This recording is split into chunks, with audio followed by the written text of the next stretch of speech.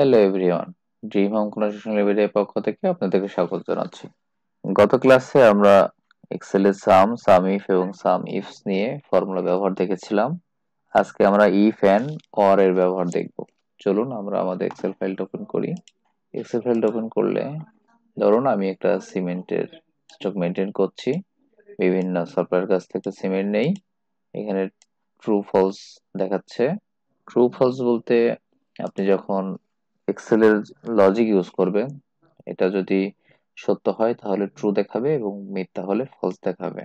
যেমন এটা ধরেন কেটে দিয়ে দেখুন, ধরুন যে আমি একটা লজিক দিচ্ছি যে আমার এই যে ফার্স্ট ক্লায়েন্টের যে ডাটাটা, এই সেলটা যদি ব্যাক এই সিমেন্ট স্টকটা যদি 100 কম হয় তাহলে সে আমাকে ট্রু দেখাবে।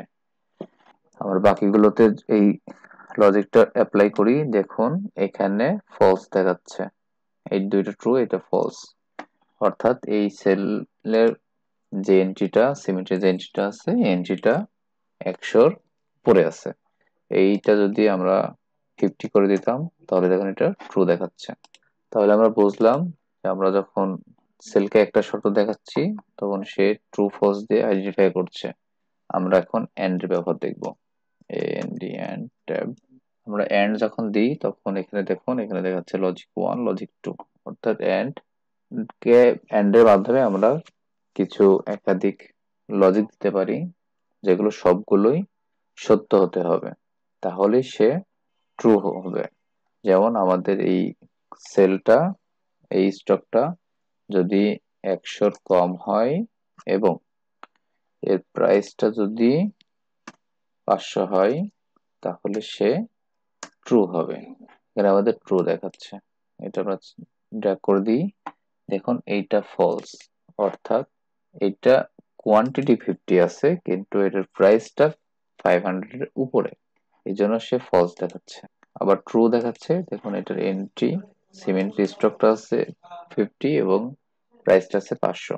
অর্থাৎ এটা তার লজিকের সাথে যাচ্ছে, তাই সে ট্রু দেখাচ্ছে।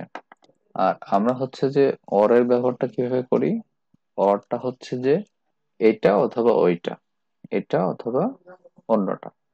যেমন এই স্টকটা যদি 100 কম হয় অথবা আমাদের এই যে প্রাইসটা আছে এই প্রাইসটা যদি 500 কম হয়, যে কোনো একটা হলে সে সত্য হবে। এটা ট্রু দেখাচ্ছে। এগুলো এখন সবগুলো ট্রু দেখাচ্ছে একটা ছাড়া। এটার অর্থ কোনোটাই, দুইটার কোনো শর্তই সে পূরণ করতে পারেনি।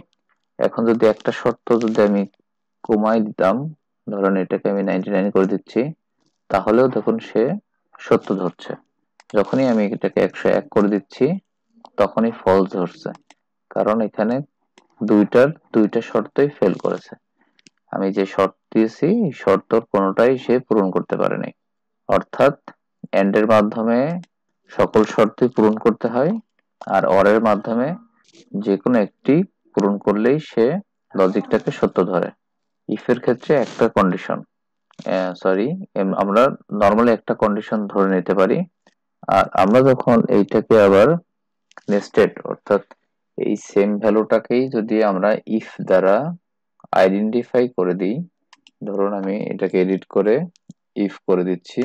ইফ আমার এই শর্তটা যখন পূরণ হবে, ফার্স্ট ব্র্যাকেট ক্লোজ, কমা, তখন সে, যখন আমার স্টকটা এই 99 এর নিচে চলে যাবে তখন সে আমাকে অর্ডার করতে বলবে। First bracket double quotation close, comma, আর যদি আমার সিমেন্টের কোয়ান্টিটি যদি 100-এর উপরে থাকে তাহলে আমাকে কোনো অর্ডার করতে হবে না। আমি এটাকে ব্ল্যাঙ্ক করে দিচ্ছি। ব্ল্যাঙ্ক করার জন্য আমরা ডাবল কোটেশন দুইটা দিয়ে ফার্স্ট ব্র্যাকেট ক্লোজ। এখন যদি আমরা এন্টার দেই, সরি, আমরা তাহলে আমরা দেখলাম যে আমাদের এই সেলগুলো এভাবে ট্রু এবং ফলস দেখাচ্ছে। আচ্ছা, আমরা যদি ইফ দেই ট্যাব, এই সেলটা ডাবল কোটেশন ORDER অর্ডার। দেখুন আমরা যখন, তাহলে আমরা হচ্ছে যে বিভিন্ন লজিকের মাধ্যমে আমরা আমাদের ডাটাটাকে লজিক দ্বারা চেক করে আমরা আমাদের ডাটা সত্য কিংবা মিথ্যা এটা প্রমাণ করতে পারি বা আইডেন্টিফাই করতে পারি যে কোনগুলো আমাদের লজিকটাকে ফুলফিল করছে। তো এখন আমরা ইফ এর ব্যবহার দেখব। আমরা এইগুলোর সাথেই যদি ইফ অ্যাড করি তাহলে এটা নেস্টেড হয়ে যাবে এবং আমরা একে আবার নতুন করে শর্ত দিতে পারবো। তো দেখুন প্রথমে আমরা আমাদের এই শর্তটাকে আপডেট করে দিচ্ছি ইফ দ্বারা। ইফ যখন এই শর্তটা ফুলফিল হবে সে আমাদেরকে বলবে যে সিমেন্ট অর্ডার করতে হবে। শর্ত পূরণ না হলে সে আমাদেরকে কোনো রিকমেন্ড করবে না। দেখুন সে আমাদেরকে অর্ডার করছে যে আমার স্টক শেষ হয়ে যাচ্ছে। এই দুইটা স্টকে দেখুন কোনো অর্ডার নাই, অর্থাৎ আমাদের স্টক অ্যাভেলেবল আছে, 100-র উপরে আছে। যখন আমরা এইগুলোকেও আমরা যখন স্টক অ্যাভেলেবল করে দিচ্ছি তখন আমাকে বলছে যে আমার কোনো অর্ডার লাগছে না। আমরা দ্বিতীয়টাতে দেখব, দ্বিতীয়টা হচ্ছে এন্ড। এন্ড এর ক্ষেত্রে ঠিক সেম, আমরা ইফ অ্যাড করে দিই ট্যাব। এই শর্তগুলো পূরণ হলেই সে অর্ডার করবে, অন্যথায় করবে না। এন্টার। এটাকে আমরা ড্র্যাগ করে দিই। 3 নাম্বার যে শর্তটা আছে এই শর্তটা হচ্ছে অরের। আমরা অরের ক্ষেত্রে আবার ইফ করে দিচ্ছি। If B2 less than 100 and C2 less than 500 হলে আমরা অর্ডার করব, অন্যথায় করব না। এন্টার। এখন আমরা আমাদের ফর্মুলাগুলো ড্র্যাগ করে দিই এবং রেজাল্টটা দেখি। দেখুন প্রথম ইফটা হচ্ছে একটা কন্ডিশন, দ্বিতীয় এন্ডটা হচ্ছে ডাবল কন্ডিশন এবং তৃতীয়টা হচ্ছে অর। অর্থাৎ আমাদের প্রথম কন্ডিশনটা ছিল যে 100-র কম হলে আমাদেরকে সে রিমাইন্ড করবে যে সিমেন্ট ফুরিয়ে গেছে, সিমেন্ট অর্ডার করতে হবে। দ্বিতীয়টা রিকমেন্ড করেছিল যে 100-র কম হতে হবে এবং সিমেন্টটা 500 টাকাই হতে হবে, তাহলেই সে অর্ডার করবে। তৃতীয় কন্ডিশনটা ছিল যে আমাদের স্টকটা যখন 100-র নিচে চলে যাবে এবং প্রাইসটা যখন 100-র নিচে আসবে তখন আমি অর্ডার করতে পারবো। তাহলে দেখুন যেখানে 1, 2 এবং 3 এই সেলগুলো আমাদের ডাটা ফুলফিল করেছে।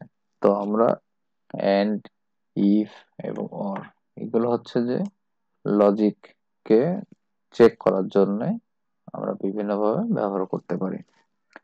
তো আজকে এই পর্যন্তই। সবাই ভালো থাকবেন, সুস্থ থাকবেন। Thank you for tuning and wish you all the best. Become an Excel expert. Have a nice day. Assalamu alaikum.